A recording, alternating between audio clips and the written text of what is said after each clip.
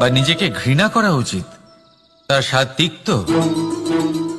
কখনোই নয়। দেখুন, নিম তিক্ত, এতে নিমের কোনো দোষ নেই। দোষ হলো জিহ্বার, যে মিষ্টি পছন্দ করে, তিক্ত পছন্দ করে না। কিন্তু যদি আপনি নিজের জীবনে নিমের প্রয়োগ না করেন, তাহলে আপনার রোগ প্রতিরোধ ক্ষমতা বাড়বেই না। তাই নিম হলো অত্যন্ত গুরুত্বপূর্ণ। এর থেকে আপনি কি শিক্ষা পেলেন? এটাই যে জীবনে কখনো অন্য কারোর মাপকাঠি দ্বারা নিজেকে পরখ করবেন না। আপনার যোগ্যতা, আপনার বিশেষত্ব, আপনার গুণ অপগুণ, এই সব কিছু আপনি নিজে বুঝে নিন, সেটাই যথেষ্ট। আসুন আর আমার সাথে ভালোবেসে বলুন, রাধা রাধা। আমরা সকলে জীবনে ঈশ্বরের কাছে কিছু না কিছু প্রার্থনা করি, আর ঈশ্বর যখন আমাদের মনস্কামনা পূরণ করেন তখন আমরা প্রসন্ন হয়ে যাই। কিন্তু যখন ঈশ্বর আমাদের মনস্কামনা পূর্ণ করেন না, তখন আমরা ভাবি, সন্দেহ করি যে সত্যি ঈশ্বর আছেন। আপনাকে একটা কথা বলি, আপনি যদি ঈশ্বরের সম্মুখে নিজের ইচ্ছে বা মনস্কামনা রাখেন আর ঈশ্বর তা পূরণ করেন, তার অর্থ হলো ঈশ্বর এটা জানেন যে আপনার তার প্রয়োজন রয়েছে। কিন্তু যদি আপনি কামনা করেন আর তা পূর্ণ না হয়, তাহলে শুধু এটা মনে রাখবেন যে ঈশ্বর সেই সব দেখতে পান যা আপনি দেখতে পাচ্ছেন না। দ্বিতীয় কারণ হলো এটা, ঈশ্বর এটা খুব ভালো করে জানেন যে যে ইচ্ছে আপনি রাখছেন, সেই ইচ্ছে আপনি নিজের জোরে পূর্ণ করতে পারেন। তাই যদি আপনার ইচ্ছে ঈশ্বর পূর্ণ করেন, তাকে ধন্যবাদ জানান। আর যদি উনি আপনার ইচ্ছে পূর্ণ না করেন, তাহলে আরো ধন্যবাদ জানান।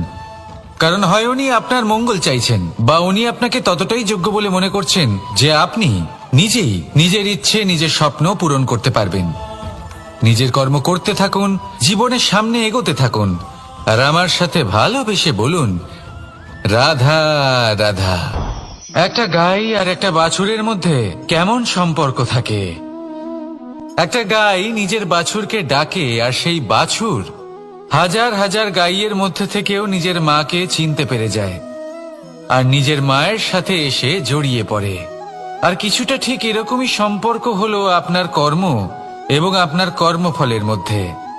আপনি যেমন কর্ম করবেন, আপনার কর্ম আপনার কর্মফলকে ডাক দেবে, আর আপনার কর্মফল কোথাও না কোথাও থেকে আপনাকে খুঁজতে খুঁজতে এসে আপনার সাথে জড়িয়ে পড়বে। তাই উচিত এটাই হবে যে আপনি সৎকর্ম করুন, কারণ ঈশ্বর যদি আপনাকে আপনার ভুলের জন্য ক্ষমা করেও দেন, আপনার কর্ম কিন্তু করবে না।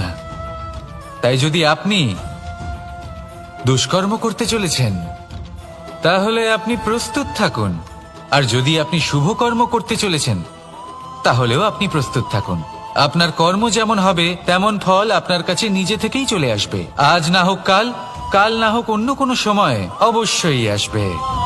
আসুন আমার সাথে ভালোবেসে বলুন, রাধা রাধা। কোনো বাড়িতে, কোনো পরিবারে যখন কারোর জন্ম হয়, তখন তা কত সুখের মুহূর্ত হয়। সেই ছোট্ট সন্তান যখন কিছুটা বড় হয়, সে হাঁটার চেষ্টা করে, আর সেই প্রক্রিয়াতেও খুব বড় একটা শিক্ষা লুকিয়ে রয়েছে, ঠেলে দেওয়া। যখন আপনি হাঁটতে চান, সামনে এগোতে চান, তখন আপনি কি করেন? নিজের পায়ের তলার যে মাটি, তাকে আপনি পেছনে ঠেলে দেন।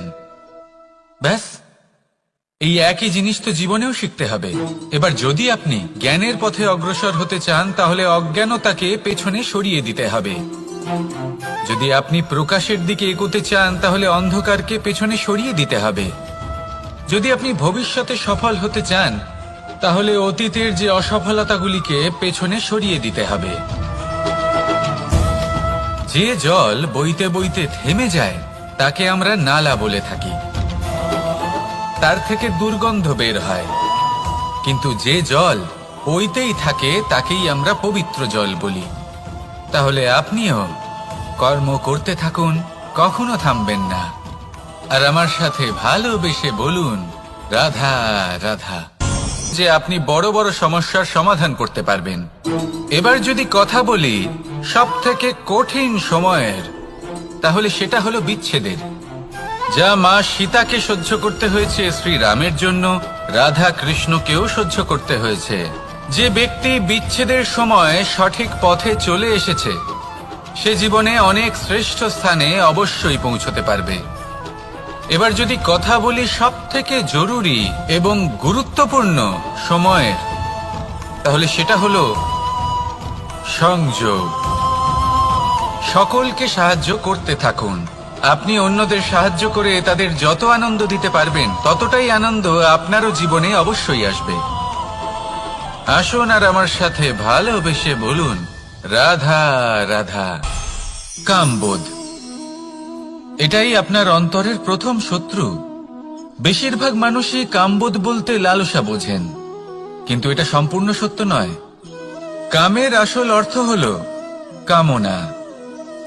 এটা খুবই সহজ ব্যাপার। মনুষ্য শরীর থাকলে, মানুষের মন থাকলে এই কামনা অবশ্যই থাকবে। এবার এটাই দেখতে হবে যে এই কামনা নেতিবাচক কামনা নাকি ইতিবাচক কামনা। অন্য কারোর জিনিসে নজর দেওয়া, অন্য কোনো মানুষের উপর নজর দেওয়া, কোনো অনুচিত বস্তুর দিকে নজর দেওয়া, এই নেতিবাচক কামনা। আর এই দুষ্কামনা মানুষকে দিয়ে অপকর্ম করাবেই করাবে। তাই মনে রাখবেন, যে ব্যক্তি নিজের কামনাকে নিয়ন্ত্রণে রাখতে পারেন, তিনি সঠিক পথেও থাকেন, সঠিক লক্ষ্যে পৌঁছতেও পারেন। যিনি কামনা নিয়ন্ত্রণে রাখতে পারেন না, তিনি তার পথও হারিয়ে ফেলেন এবং লক্ষ্যচ্যুতও হন। তাই মনে রাখবেন, নিজের কামনাগুলিকে নিয়ন্ত্রণে রাখুন। কাম নামক এই শত্রুর ওপর বিজয় লাভ করুন। আর আমার সাথে ভালোবেসে বলুন, রাধা রাধা। আমাদের জীবনে দুই ধরনের সম্পত্তি হয়ে থাকে। এক হলো ভৌতিক সম্পত্তি, এক হলো জৈবিক সম্পত্তি। অর্থ, সম্পদ, সুবিধে, খাদ্য, এইসব ভৌতিক সম্পত্তির মধ্যে পড়ে। ব্যক্তি, মিত্র, পরিবার, আমাদের আপনজন, আত্মীয় স্বজন সব জৈবিক শ্রেণীতে পড়ে। আর প্রত্যেক মানুষের পক্ষে এই বিভাজন বোঝা অত্যন্ত আবশ্যক। কারণ মূলত আমাদের ব্যবহার দুই রকমের হয়ে থাকে। হয় আমরা ভালোবাসি বা আমরা সদ্ব্যবহার করি। আর সবথেকে বড় ভুল আমরা তখন করি যখন আমরা বুঝতেই পারি না যে ভালোবাসবো কাকে আর ব্যবহার করব কাকে। আমরা ভৌতিক সম্পত্তি ভালোবেসে ফেলি আর ব্যবহার করি জৈবিক সম্পত্তিকে, যেখানে এটা অনুচিত।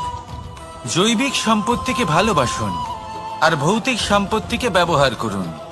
যেদিন আপনার মধ্যে এই বোধ জাগ্রত হবে যে কাকে ভালোবাসবেন আর কাকে ব্যবহার করবেন, সেই দিন আপনার জীবনে শুধুই শান্তি বিরাজমান হবে। আর তখন এই মন প্রসন্ন হয়ে বলবে, রাধা রাধা। কাল, আজ এবং কাল, আমাদের সমগ্র জীবন এই তিনটির আশেপাশেই ঘুরতে থাকে। আমরা সবসময় বিগত সময়ের বিষয়ে ভাবতে থাকি। অতীতে যদি আমাদের দ্বারা কোনো ভুল হয়, সেই বিষয়ে ভেবে ভেবে আমরা সবসময় অনুতাপ করতে থাকি। এটা উচিত নয়। দেখুন, অতীতের থেকে শিক্ষা লাভ করা অত্যন্ত আবশ্যক, কিন্তু সেই ভুল যাতে আবার না হয় সেই কাজটা কিন্তু আপনাকে বলে কাল করে নেব। আজ এই কাজ করতে পারছি না, কোনো ব্যাপার নয়, কাল করে নেব। আজ কাজটা শুরু করতেই পারলাম না, কোনো ব্যাপার নয়, কাল করে নেব। আজকের দিনটাই ভালো ছিল না, কোনো ব্যাপার নয়, সেটা কাল করে নেব। ব্যাপারটা বুঝুন। আপনি নিজের সময় নষ্ট করছেন। দেখুন, এই যে কাল, তা কখনোই আপনার হাতে আসবে না। তাই যে কাজ করতে চান সেটা আজকেই করুন, অন্তত শুরুটা করুন। কারণ এই আগামী সময় তা সবসময় আপনার থেকে এক কদম আগে থাকবে, একদিন এগিয়ে থাকবে। জানেন কেন? কারণ এই কাল আপনার জন্য অপেক্ষা করবে না, সেই জন্য আপনিও এর জন্য অপেক্ষা করবেন না। যা করার তা আজকেই শুরু করুন। কারণ যে বর্তমানে নিজের ভিত স্থাপন করেন না, ভবিষ্যৎকালে তার সুন্দর শক্তিশালী ভবন কখনো নির্মাণই হয় না। আসুন আর আমার সাথে ভালোবেসে বলুন, রাধা রাধা। সাফল্য খুব খেলার মতোই, এরও কিছু নিয়ম রয়েছে। আর প্রাথমিক নিয়ম হলো এই সাফল্য লাভ করার জন্য সাফল্য লাভ করার স্বপ্ন আপনাকে অবশ্যই দেখতে হবে আগে, হ্যাঁ, কিন্তু শুধুমাত্র স্বপ্ন দেখলেই কিছুই হবে না। স্বপ্ন দেখুন, তারপরে আপনার নিজের নিদ্রাকে ভঙ্গ করতে হবে, দিনরাত পরিশ্রম করতে হবে, দিনরাত চেষ্টা করতে হবে, তবেই এই সাফল্য আপনার কাছে আসবে আর আপনার পদানত হবে। তাহলে স্বপ্ন দেখুন আর পরিশ্রম করে তাকে সার্থক করুন। যদি এটা করেন তবেই সাফল্য সহজেই আপনার কাছে আসবে। আর তখন মন প্রসন্ন হয়ে বলবে, রাধা রাধা। সমস্যা, প্রত্যেকের জীবনেই সমস্যা আসা যাওয়া করে, আর প্রত্যেক মানুষ সমস্যা আসার পর তার সমাধান খুঁজতে উঠে পড়ে লাগেন। কিন্তু যখনই সমস্যার সমাধান হয়ে যায়, আমরা সুপ্রসন্ন হয়ে যাই এবং অসাবধানও হয়ে যাই। আমাদের মনে হয় যে আমরা সম্পূর্ণরূপে সমস্যার অন্ত করেছি, কিন্তু কোথাও না কোথাও একটা ছোট্ট বীজ রয়েই যায়, আর সেই বীজ আমাদের অসাবধানতার ছত্রছায়ায় বড় হতে থাকে, আর তারপর মহা সংকট হয়ে আবার আমাদের উপর আক্রমণ করে। এই সংকট যে কোনো রূপে আসতে পারে, কোনো শত্রুর রূপেও আসতে পারে, বা কোনো মহামারীর রূপেও আসতে পারে। সেই জন্য সবসময় সাবধান থাকাই উচিত, কারণ অসাবধান হলে কি হয়, আমাদের সুরক্ষা চক্রে একটা ছেদ উৎপন্ন হয়, আর আমাদের শেষ করতে পারে এমন এক বাণ সেই ছেদ বিন্দু হয়ে আমাদের হৃদয়ে প্রবেশ করতে পারে। তাই যে কোনো সমস্যার সমাধান করুন, জয়ী হন, উৎসবও পালন করুন, কিন্তু সাবধানে থাকবেন। আসুন আর আমার সাথে ভালোবেসে বলুন, রাধা রাধা। এই সংসারের অন্তের এর বিনাশের প্রারম্ভ কিভাবে হয়? কোনো যোগের মাধ্যমে, কোনো ভয়ানক অসুরের আগমনে, নাকি প্রকৃতির রাগের কারণে? না, এই সংসারের বিনাশের প্রারম্ভ হয় আমি থেকে। এই আমি, এই তুমি, এটা আমি করেছি, ওটা তুমি করেছো, এটা আমার, ওটা তোমার, আদি ইত্যাদি। এই ভাব যখন মনে বাসা বেঁধে নেয়, সর্বপ্রথম ঘর ভাগ হয়, তারপর বসতি, তারপর প্রাণ, আর তারপর দেশ, আর সবার শেষে সমস্ত সংসার ভাগ হয়ে যায়। আর এই ভাগ হয়ে যাওয়া শেষে মনোমালিন্যে পরিণত হয়। এখন এমত অবস্থায় কি করা যেতে পারে? কিভাবে বাঁচা যায় এই পরিস্থিতির থেকে? কিভাবে দূরে থাকা যায় এই বিনাশের থেকে? উত্তর সেই একটাই, করুণা। একে অপরের দরকারগুলি বুঝুন, একে অপরের সমস্যাগুলি বুঝুন, একে অপরের দুঃখের সাথী হয়ে দাঁড়ান, একে অপরের সুখের ভাগীদার হন। আর শেষে যখন এই আমি আমরাতে পরিণত হবে, তখন এই বিনাশ নিজে থেকেই দূরে চলে যাবে। তাহলে আমরাতে বিশ্বাস করতে শিখুন, আর আমার সাথে ভালোবেসে বলুন, রাধা রাধা। এই মুদ্রা, এবারে ভাবুন, এটাই আমাদের জীবন, জীবনের সুখ আর দুঃখ। এই মুদ্রার, এই জীবনের দুটি দিক। কিন্তু যখনই আমরা ঈশ্বরের কাছে প্রার্থনা করি, তখনই আমরা সুখ চাই, আর সেই সুখ আসেও। আর যখনই সেই সুখ আসে, তখন ব্যক্তি সর্বপ্রথম তাকে ভুলে যায় যে দুঃখের সময় ওনার সাথে ছিলেন। আর এমত অবস্থায় উনি সাহায্য করেন না, উনি করেন উপকার। আর এই উপকারের বদলে মানুষের থেকে উনি নিজের জন্য শ্রদ্ধা চান। আর সেই শ্রদ্ধা, সেই চাহিদার কারণে উনি নিজেকে অন্যদের থেকে শ্রেষ্ঠ, অন্যদের থেকে ভিন্ন মনে করতে বিবশ হয়ে যান। আর আলাদা হবার কারণে তার মধ্যে জেগে ওঠে অহংকার, আর সেটাই হয় তার পতনের কারণ। এবার এতে কি করা যেতে পারে? কি চাওয়া যেতে পারে ঈশ্বরের কাছে? এই প্রশ্ন অবশ্যই মনে আসে। ঈশ্বরের কাছে চান সুখ, শুধুমাত্র ততটাই যাতে অহংকার না আসে। আর দুঃখ ততটাই, যাতে শ্রদ্ধা না চলে যায়। রাধা রাধা। এই সংসারে এমন কিছুই নেই যা সব সময় একই থাকবে। যা কিছু নির্মাণ হয়েছে তা একদিন অবশ্যই ভেঙে পড়বে, কিন্তু এই ভেঙে যাওয়ার বিশ্লেষণ আপনি কিভাবে করবেন তা আপনার উপরে নির্ভর করছে। ওই আকাশের দিকে তাকান, ওই মেঘ, ওটাও ভেঙে পড়ে, কিন্তু নিজে ভেঙে পড়ার সাথে বর্ষাকে তৈরি করে যায়। মাটির ডেলা অবশ্যই ভেঙে পড়ে, কিন্তু ব্যবহারযোগ্য মাটির রূপ নিয়ে। এই ধরিত্রীর বুকে কোনো এক বীজ যখন ভেঙে পড়ে, তখন ধরিত্রীর উপর এক বিশাল আকারের বৃক্ষ নির্মাণ করে। যদি জীবনে কিছু ভেঙে পড়ে, তাহলে নিরাশ হয়ে পড়বেন না, নিজের সাহস হারাবেন না। ধনাত্মক দৃষ্টিভঙ্গি দিয়ে দেখতে চেষ্টা করুন। মনে করুন, নিয়তি নিশ্চয়ই আপনার জন্য আরো ভালো কিছু ভেবে রেখেছে, যা ভবিষ্যতে আপনার প্রতীক্ষা করছে। ধনাত্মক চিন্তা ভাবনা করতে থাকুন, তারপর দেখবেন শ্রেষ্ঠ রচনা নিজেই তৈরি হবে। রাধা রাধা। চলতে থাকা, থেমে যাওয়া, বিশ্রাম নেওয়া, তারপর দম নিয়ে পুনরায় দাঁড়িয়ে পড়া, আর তারপর আবার সেই পথ চলা। এটা জীবনের অভিন্ন এক অঙ্গ, এটার থেকে আপনি পালাতে পারবেন না। কিন্তু এই অঙ্গকে আপনি নিজের জীবনে কিভাবে প্রয়োগ করবেন, কিভাবে তাকে কাজে লাগাবেন, সেই সিদ্ধান্ত আপনাকে নিতে হবে। যারা হেরে যান তারাও জীবনে থমকে যান, আবার যারা জেতেন তারাও দাঁড়িয়ে পড়েন। যারা হেরে যান তারা হাঁপিয়ে দাঁড়িয়ে পড়েন, যারা জিতে যান তারা দাঁড়িয়ে পড়েন সেই সর্বোচ্চ স্তরে পৌঁছে গিয়ে।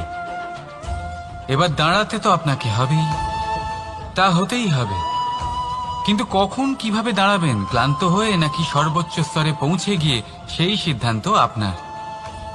অবশ্যই দাঁড়িয়ে পড়ুন, কিন্তু ক্লান্ত হয়ে নয়, কারণ আপনাকে পুনরায় দাঁড়িয়ে পড়তে হবে, পুনরায় যাত্রাপথে এগোতে হবে এবং সর্বোচ্চ স্তরে পৌঁছতেই হবে।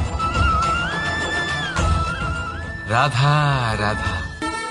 স্বপ্ন, আমরা জীবনে স্বপ্ন দেখতে থাকি, সেটা পূরণ করার পূর্ণ প্রয়াস করে থাকি, কিন্তু এই স্বপ্ন পূরণ না হওয়াই, সেটা আমাদের সন্তান অবশ্যই হবে। আমরা যা কখনো পাইনি, আমাদের সন্তান অবশ্যই তা পাবে। এটা যে অনুচিত সেটা আমরা ভাবি না, কিন্তু এটা ভুল, আর এই ভুল আমরা সকলেই করে থাকি। সন্তান, প্রকৃতি আর পরমাত্মার আশীর্বাদ। ওদের ভেতরে তাদের নিজের একটা অস্তিত্ব লুকিয়ে থাকে, সেটা মন দিয়ে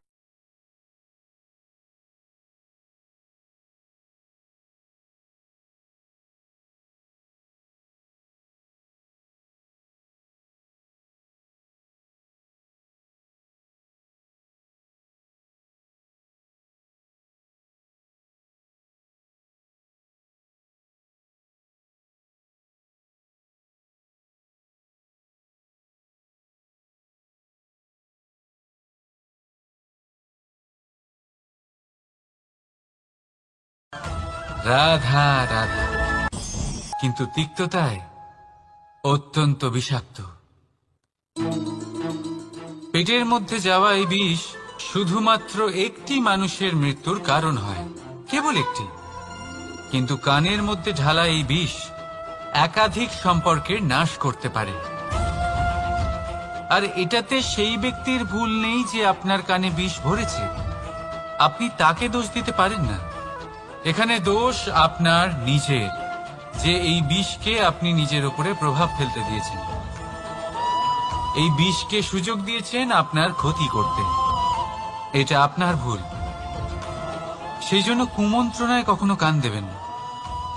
আপনার মনে ভালোবাসার দৃঢ়তা জাগিয়ে তুলুন আর নষ্ট করে দিন এই সংসারের সমস্ত বিষের প্রভাবকে। রাধা রাধা।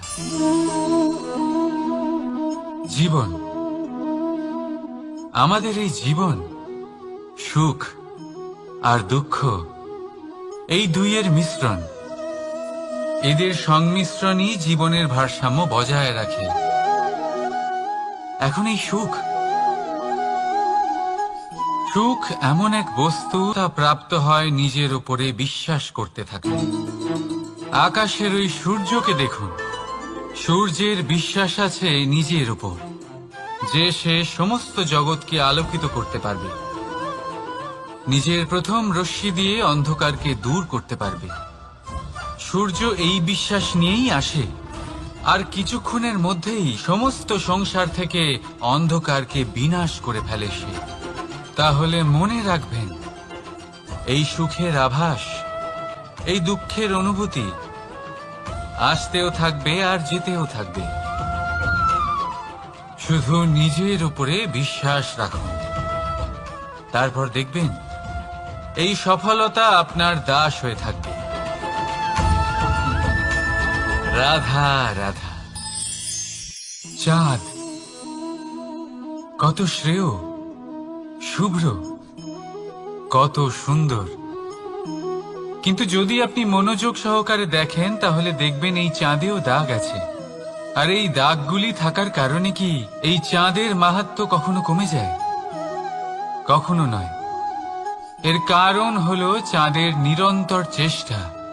একবার এই আকাশে দেখুন, এই অন্ধকার সবসময় চেষ্টা করে চাঁদকে ঢেকে দেওয়া, কিন্তু এই চাঁদ সবসময় এই অন্ধকারের সাথে লড়াই করতে থাকে।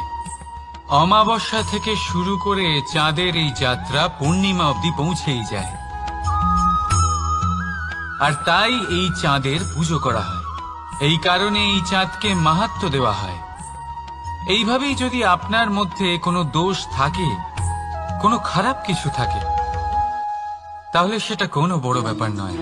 চেষ্টা করুন সেটাকে শুধরে নেওয়ার, কিন্তু সেই কারণে নিজেকে খারাপ মনে করা, এটা অনুচিত।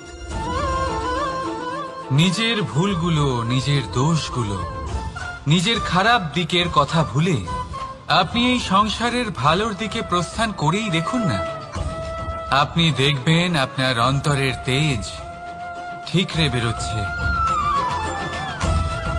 রাধা রাধা। মন দিয়ে দেখেন, তাহলে দেখবেন প্রতিটা পিঁপড়ের আলাদা কাজ নির্ধারিত, তাদের আলাদা অস্তিত্ব আছে। কেউ বাড়ি বানানোর জন্য মাটি সংগ্রহ করতে পটু, কেউ ঢিপি বানাতে পটু, কেউ খাবার খোঁজায় পটু, আবার কেউ সেই খাবার আনায় পটু। ঠিক সেরকমই হয় মানুষেরা। মনে হতেই পারে সবাই একই রকম, কিন্তু প্রতিটা মানুষের ব্যক্তিত্ব, প্রতিটা মানুষের অস্তিত্ব ভিন্ন হয়। আর সত্যি কথা বলতে কি, প্রতিটা মানুষের ভিন্নতাই আমাদের প্রগতির দিকে নিয়ে যায়। ভাবুন, যদি আপনাকে কারোর সাথে হাত মিলিয়ে চলতে হয়, তাহলে আপনাকে আপনার সোজা হাত তার উল্টো হাতে ধরে এগোতে হবে। এটাই সৃষ্টিকর্তার সৃষ্টির নিয়ম। ভিন্নতা, এই ভিন্নতাকে আশীর্বাদ ভেবে চলুন, এতে কোনো খারাপ নেই। রাধা রাধা। দাদা আমাকে বহুবার জিজ্ঞেস করেন যে কানাই, তুমি রাধার সাথে এই সংসারকে প্রেম শেখাতে এসেছো, তাহলে কেন? যদি আপনার বাড়িতে মধু থাকে, কোনো মিষ্টি জিনিস থাকে, মিষ্টত্ব থাকে, তাহলে পিঁপড়ে সেখানে অবশ্যই প্রবেশ করবে। ঠিক এইরকমই হয় আমাদের সম্পর্ক। এর মধ্যে ছোটখাটো ঝগড়াঝাটি, টানা পড়েন, রাগ করা, মন ভাঙানো, এই সব তো চলতেই থাকে। বিশেষ করে সেই সম্পর্কগুলিতে যেখানে মিষ্টত্ব আছে। মনে রাখবেন, যেই সম্পর্কে কোনো খুনসুটি নেই, রাগ করা, মান ভাঙানো নেই, কোনো ছোটখাটো ঝগড়াঝাটি নেই, সেই সম্পর্ক শুধুমাত্র মস্তিষ্ক দিয়ে পালন করা হচ্ছে, মন থেকে নয়। তাই মন থেকে ভালোবাসতে শিখুন। আর এই ছোটখাটো ঝগড়াঝাটির এই অম্ল মধুর খুনসুটির আনন্দ উপভোগ করুন, কারণ এতেও ভালোবাসা আছে। রাধা রাধা। এর কারণ কি? এর কারণ হলো প্রচেষ্টা, প্রারব্ধ নয়। এই প্রচেষ্টাই সুনিশ্চিত করে যে আপনার প্রারব্ধ কি হবে। এই সমস্ত কিছু হলো প্রচেষ্টা আর প্রারব্ধের খেলা। আপনার প্রচেষ্টা যেরকম হবে আপনার প্রারব্ধ সেরকমই হবে। আর আপনার প্রচেষ্টা যদি উচ্চ মানের হয় তাহলে প্রারব্ধকে আপনার সামনে নত হতেই হবে। কি বলেন? তাহলে আসুন আমার সাথে ভালোবেসে বলুন, রাধা রাধা। অনেক সময় যখন আমরা কর্ম করি, সাফল্য লাভ করি, কঠিন পরীক্ষায় উত্তীর্ণ হই, বড় কাজ করি, আমাদের মনে হয় এই সংসার আমাদের একটু প্রশংসা করুক, ভালো লাগে। অনেকবার মনে হয় এটা হলো আমাদের কর্মের ফলই বটে, আমরা আনন্দ পাই। কিন্তু যখন আমরা এই প্রশংসা পাই না, তখন কি হয়? আমরা দুঃখী হয়ে যাই, ভেঙে পড়ি। মনে হয় যেন আমার জন্য কেউ চিন্তাই করে না। এমন মনে হয় যেন আমাদের আনন্দে অন্য কেউ আনন্দই পায় না। অনেক রকম ভাবনা আসে। কিন্তু আমি আপনাকে একটা প্রশ্ন করতে চাই, আপনি যে কাজই করেন না কেন, যে কর্মই করেন না কেন, তা কি শুধুমাত্র প্রশংসার জন্য করেন? যদি এরকম হয়ে থাকে তাহলে সেই ভাবনা এক্ষুনি ত্যাগ করুন, কারণ এই প্রকৃতি আমাদের অন্য শিক্ষা দেয়।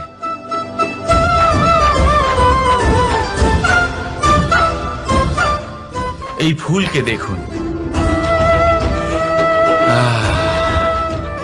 এই যে ফুলের সুবাস, যা আমার মনকে উচ্ছ্বসিত করে তোলে, মনে শক্তির সঞ্চার করে, এই সুগন্ধ। কিন্তু ভেবে দেখুন, ফুলের কিন্তু এই কাজ করার জন্য কোনো প্রশংসারই প্রয়োজন হয় না। এটাই হলো প্রকৃতির শিক্ষা। যিনি সৎ হন, সৎকর্ম করেন, তার কোনো প্রশংসার প্রয়োজন হয় না, কারণ ওনার কর্মই হলো ওনার সুবাস। মনে রাখবেন, আতর নকল ফুলে দেওয়া হয়, প্রকৃত ফুলের তার কোনো প্রয়োজন হয় না। সেইভাবেই আপনিও কর্ম করতে থাকুন শুভ চিন্তা নিয়ে। এই মনকে সব সময় শান্ত রাখুন, স্বচ্ছ রাখুন। যদি এরকম করেন তাহলে আপনার কর্ম এমন সুবাস ছড়াবে যে আপনার জীবনে শুধু এবং শুধুমাত্র আনন্দই থাকবে। তাহলে এই আনন্দ সহকারে বলুন, রাধা রাধা। জীবন, এই জীবন আসলে কি?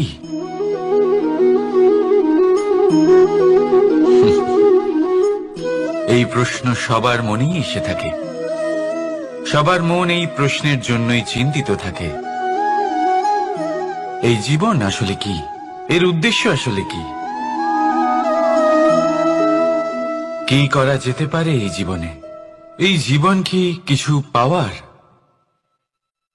নাকি এই জীবন কিছু হারাবার? এই জীবন কি আসলে সেটাই যেখানে আমাদের পরমাত্মার খোঁজ করা উচিত, নাকি আমাদের ধাবিত করা উচিত নিজেদের স্বপ্নের লক্ষ্যে? এই জীবন আসলে কি? এই জীবন আসলে অত্যন্ত সরল। এ হলো শান্ত জলের মতো, একটা আয়নার মতো এই জীবন। এই জীবন আসলে ঠিক যেন এক আয়নার মতো। আয়না কি করে? আপনাকে সেটাই দেখায় যা আপনি করে থাকেন। আপনি হাসি মুখে আয়নার দিকে তাকান, আয়না আপনাকে আপনারই মুখ দেখাবে সেই হাসি সমেত। আপনি রেগে গিয়ে আয়নার দিকে তাকান, আয়না আপনাকে সেটাই দেখাবে। আপনি প্রসন্নভাবে হেসে আয়নার দিকে তাকালে আয়না আপনাকে সেটাই দেখাবে। এটাই হলো জীবন, একটা আয়নার মতো। আপনি এটা ভাববেন না যে এই জীবন আপনাকে কি দিয়েছে, বরং এটা ভেবে দেখুন যে আপনি এই জীবনকে কি প্রদান করেছেন। যদি আপনি এই জীবনকে সুখ প্রদান করেন, আনন্দ দিতে পারেন, ভালোবাসা দিতে পারেন, তাহলে এই জীবনও আপনাকে সুখ, আনন্দ আর ভালোবাসাই দেবে। তাহলে আসুন এই সুখ, আনন্দ আর ভালোবাসা দিয়ে বলুন, রাধা রাধা। সংসারে অনেক সময় এরকম হয় যে আমরা খুব সমস্যায় থাকি, খুব বিপদের মধ্যে থাকি, আর সেই সমস্ত মানুষ যারা আমাদের কাছের মানুষ, আমাদের আপনজন, তারা আমাদের ত্যাগ করে চলে যান।